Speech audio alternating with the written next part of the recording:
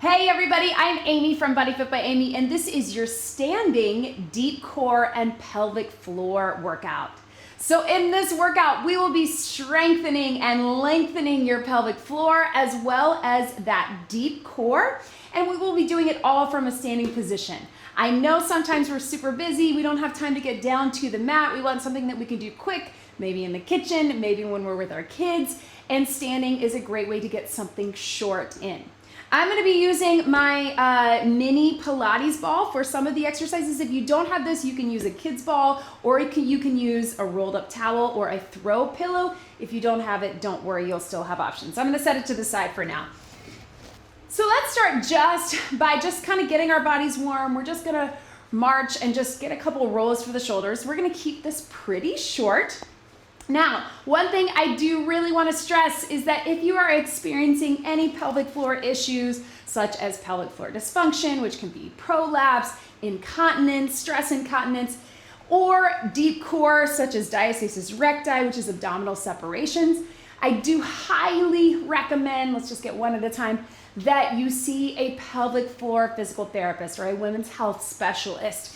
A lot of times we may be having some pelvic floor issues because we have an overactive, too tight pelvic floor, or we have an underactive, which both are weaknesses in our pelvic floor. Let's just step touch right here. And the best course of action is to have an in-person visit if you can, an internal exam, and have someone be able to tell you specifically what to do. These exercises are going to help. Again, we're going to be working on strengthening but also lengthening those muscles, which we need both. But I do recommend seeing an expert if you can. Okay, so then let's go ahead and get into our posture. So this is one of those things, especially in the postpartum period. Our posture gets really off during pregnancy if you've been through pregnancies. It's one of those things that we have to correct. Our body is used to sometimes being pushed forward, maybe from pregnancy. Sometimes a lot of things in our life, especially with babies, but also sitting at desk and our phones will bring us forward. So sometimes our posture is a little off. This is a key to pressure control, which is a key to that strength. So really quick, take that head. You're gonna stack your ears on top of your shoulders. Relax those shoulders, pull them gently to the back. Then we wanna stack the shoulders on top of the rib cage on top of the pelvis over the knees, over the ankles. So just give yourself a second and feel where your neutral alignment is. So neutral alignment, we will have a little slight curvature, but not forward, not back. I know it's hard to be thinking about this throughout your day-to-day activities, but as much as you can, especially in our workouts, we want to be bringing everything in, especially thinking about our rib cage over our pelvis. That is the key to that pressure control. All right, first exercise is a simple one, but the most important one. I call it TA breathing, your transverse abdominis, which is your deepest layer of abdominals. We're gonna do that along with pelvic floor activation. Sometimes we're called diaphragmatic breathing. Hands on our sides, we're gonna do a big inhale. We're gonna expand in our belly, but also in our sides and in our back. Let that pelvic floor drop. So that is that lengthening. Relax in your pelvic floor on the inhale. On the exhale, you're gonna pull everything in. You can make that sound or think about lifting with the pelvic floor. So we've got four corners, pubic bone, tailbone, sit bones. Everything is lifting, almost like you're sucking through a straw, but not squeezing in the glutes, not tilting the hip forwards. You're doing a gentle but strong lift. And then we're gonna bring our hips and ribs together, tilt the pelvis towards the ribs. I know that's a lot to think about. So you keep going, big inhale, exhale. So this is a great exercise. The point of this is reconnection, really waking up that deep core. A lot of times, keep going, inhale, expand all the way through, making sure we're not breathing up, and then pushing down, but breathing out. When you hear that air coming out of your mouth, you know it is going out instead of down. A lot of times what happens in pregnancy, we get what we call backwards breathing.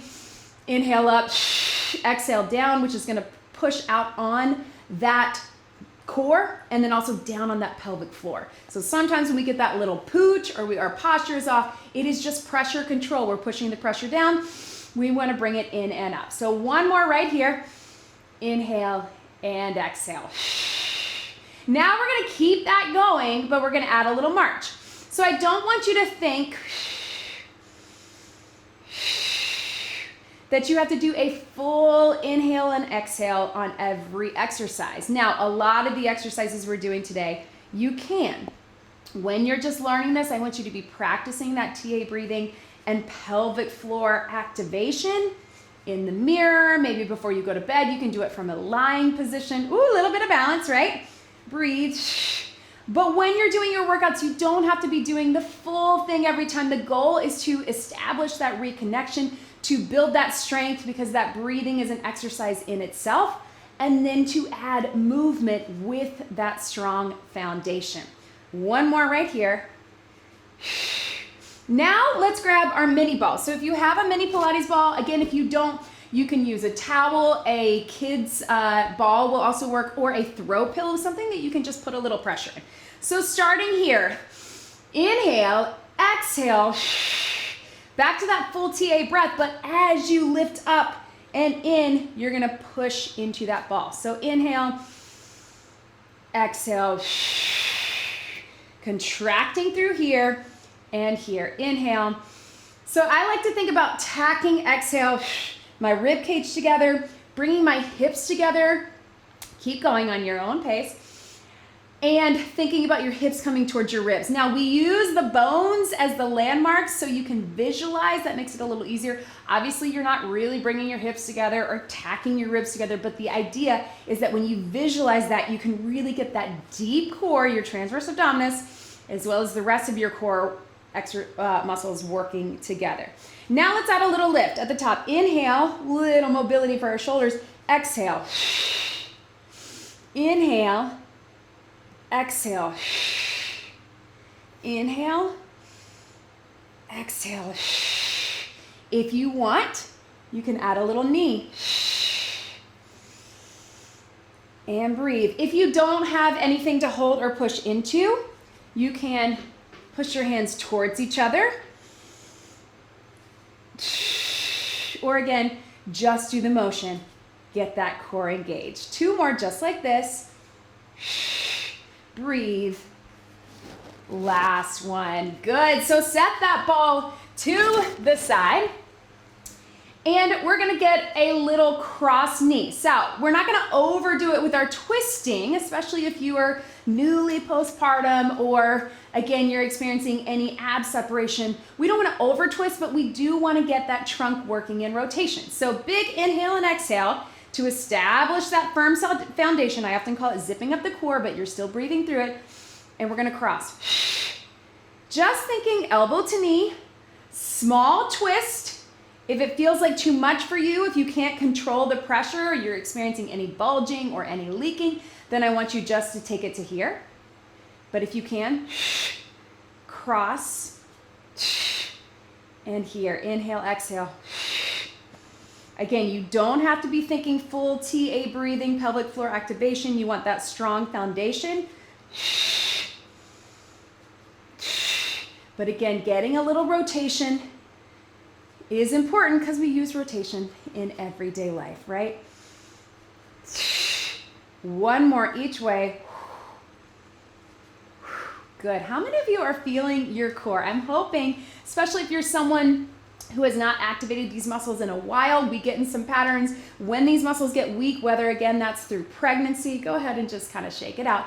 Whether that's through pregnancy or life stages where our muscles atrophy, our other stronger muscles kick in, our glutes, our hip flexors, our low back.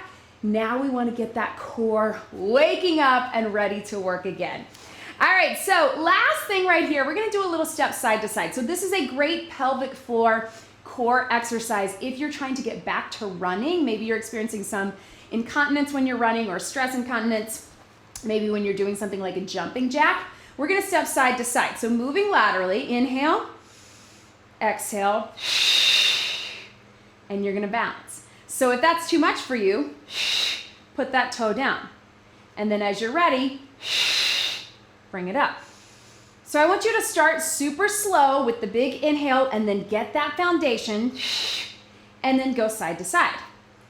If you're feeling good about it, don't worry about full breaths in between. Just keep that core engagement, right? Pelvic floor engagement. If you start to experience leaking or anything like that, I want you to slow it down. Now, the way to progress this, and maybe you're ready for this today, is a little hop step. Keeping that strong foundation, everything lifting up. A little bit of balance, right? So we'll feel our legs working too. But with that landing, that's a great way to get back to running, because what do we do when we're running, right? Here. Or to also deal with impact. So finding that strong foundation. So if you're someone that you're doing jumping jacks, you're doing certain exercises, and you experience that stress incontinence, again, always recommend seeing a pelvic floor physical therapist. But this is a great way you want to establish that firm foundation before you get into that movement and work your way rebuilding that strength. Let's go one more each side. And breathe. Good. How does it feel through there? I just want to do a little reach over, stretch through your side. So again, remember these exercises, come back to this video, or just remember a few of these. Maybe you can do them in your kitchen. Maybe you can do them with your kids around, or when your baby's napping, or in the high chair, something like that. Or again, for whatever reason, you need to strengthen and lengthen your pelvic floor and deep core. This is a great way to get it in. You could do it in your work day, a few things without having to go to the mat or even change into workout clothes, right? Let's go ahead and take it right here. Quick little stretch, hands on top of the legs. You're just doing standing cat-cow.